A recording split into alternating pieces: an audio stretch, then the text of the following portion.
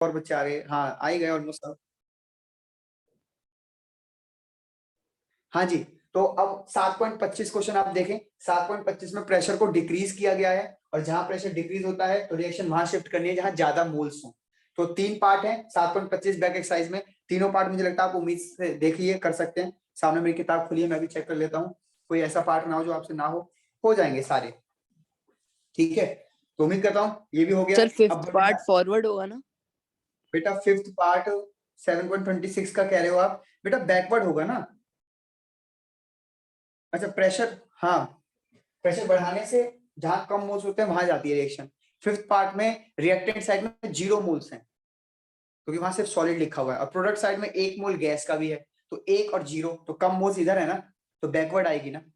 बोलो हाँ या ना। Yes sir, yes sir. ठीक, मिटा रहा हूं बेटा। ठीक, अब रह गया इसका लॉजिक कि सर इसका लॉजिक दो।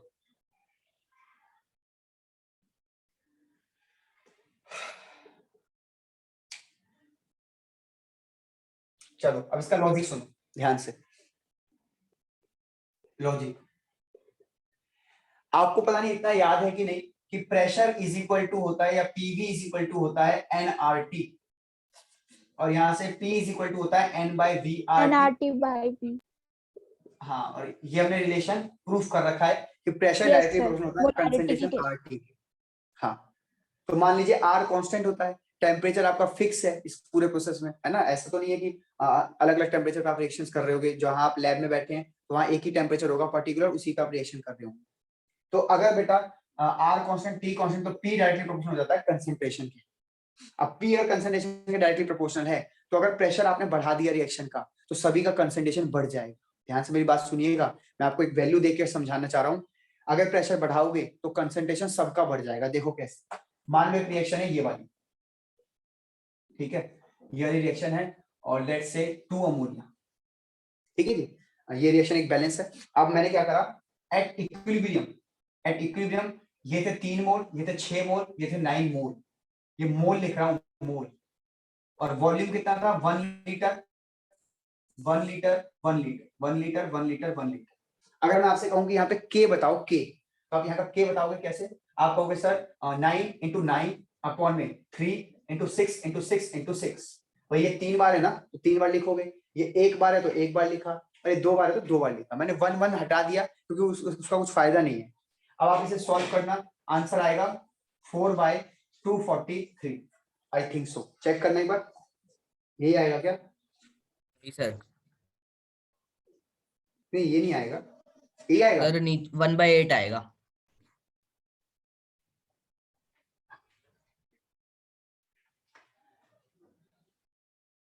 थ्री बार में, और सर ऊपर 3 बार 3 हो गए ना, तो नीचे 1/8।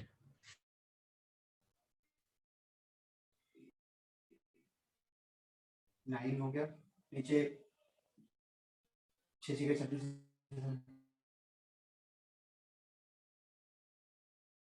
72। या एक काम करो,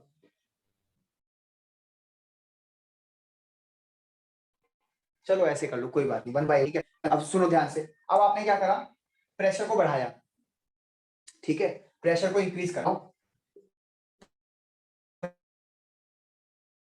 प्रेशर इंक्रीज, बेटा याद करो, yes boys law, very good. Pressure increase होगा तो वॉल्यूम घटेगा।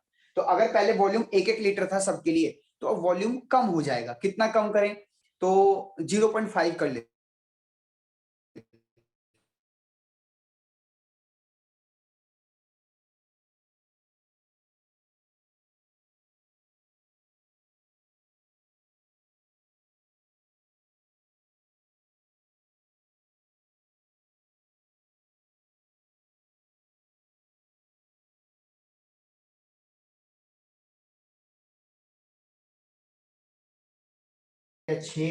ये काट, वेदांत कहाँ चला गया? ठीक है, इतना करने के बाद अब इसे सॉल्व कर लो। 6 1 6 6 3 जा। अरे थोड़ा सा 6 दोबारा 2 रिपीट कर दो, नाव से लेके, वो रिकॉर्डिंग में नहीं गया।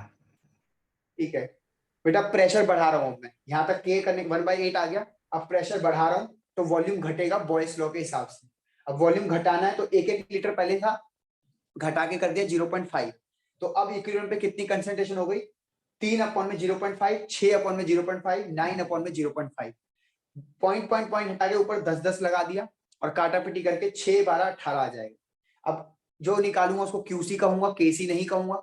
और निकाल रहा हूं मैं तो 6 3 जा 2 जा 3 जा और 3 1 जा 3, ये 4 पे गया, 3 1 जा 3, ये 4 पे गया और ये आ जाएगा 4 दूनी 4 चौके 16, 16 दूनी 32, 1/32 आ जाएगा। और अब आप चेक कर सकते हैं साफ साफ कि क्यूसी बड़ा है या केसी बड़ा है। आप चेक करो, केसी है 1/8 और क्यूसी है 1/32। बताओ कौन बड़ा लग रहा है आपको? क्यूसी। हाँ, बड़ा कौन लग रहा है? बड़ा सर बड़ा केसी है। हाँ, 1/8 है, ये 1/32 है। डेनोमिनेटर जितना बड़ा, आंसर उतना छोटा। Yes sir, yes sir. तो इस केस में आप देख सकते हैं साफ साफ कि क्यूसी छोटा आ रहा है केसी से। और अगर मैं गलत नहीं हूं तो आपको याद होना चाहिए कि क्यूसी अगर छोटा आता है केसी से तो reaction shift forward reaction direction. Shift backward direction. तो आप देख लो, जब प्रेशर बढ़ा रहे थे तो आपने रिएक्शन, मैंने क्या कहा था कि प्रेशर बढ़ाने पर वहां शिफ्ट करना जहां पे मोल्स कम होंगे। तो देखो यहाँ मोल्स कम है, 1 मिनट।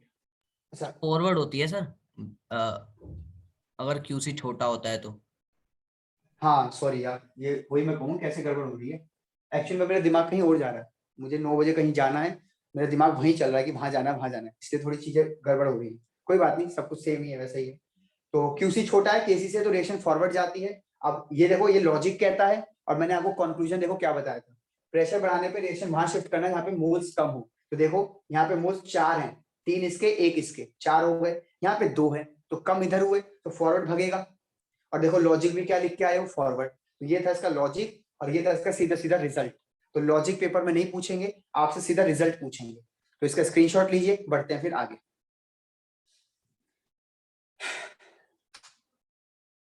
चलिए बढ़ते हैं आगे।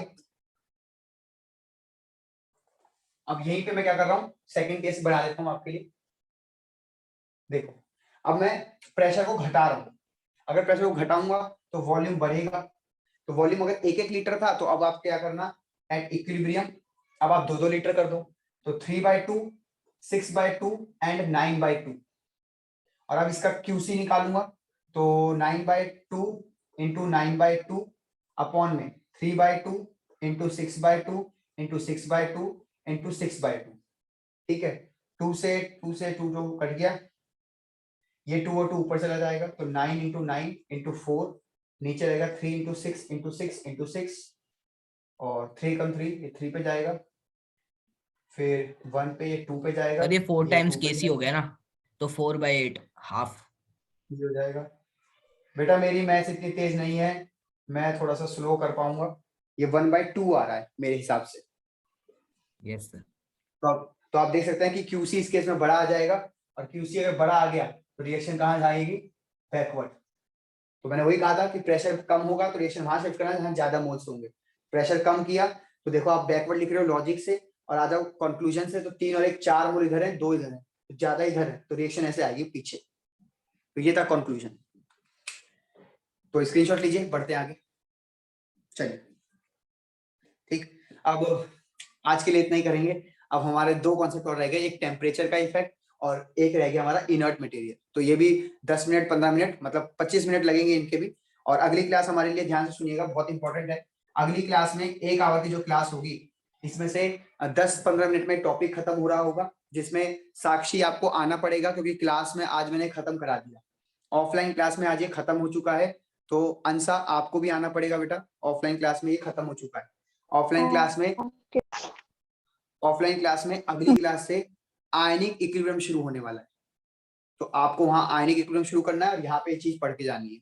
और ऑनलाइन वाले बच्चों, एक क्लास में हमें क्या करना है कि एक तो आपका ये दोनों मटेरियल खत्म होगा, आधे घंटा 15 मिनट लगेंगे, और बाकी के आधे घंटे में हम न्यूमेरिकल सॉल्व करेंगे जो पीछे के रह गए हैं वो। फिर अगली क्लास से हमारा शुरू हो जाएगा आयनिक इक्विलिब्रियम। तो जैसे हमने केमिकल फटाफट निपटाया, जहां तक मुझे याद आ रहा है संडे को हमने क्लास रखी थी इसकी पहली, और आज संडे हुआ, तो इस बीच हमारी 4 या 5 क्लास हुई हैं और 4-5 क्लास में केमिकल इक्विलिब्रियम खत्म। ऐसे ही बेटा 5 या 7 क्लास लगेंगी, आयनिक इक्विलिब्रियम भी खत्म हो जाएगा। ठीक है जी, चलो आज के लिए इतना ही बच्चों, मिलते हैं अगली क्लास में, तब तक के लिए गुड नाइट, बाय।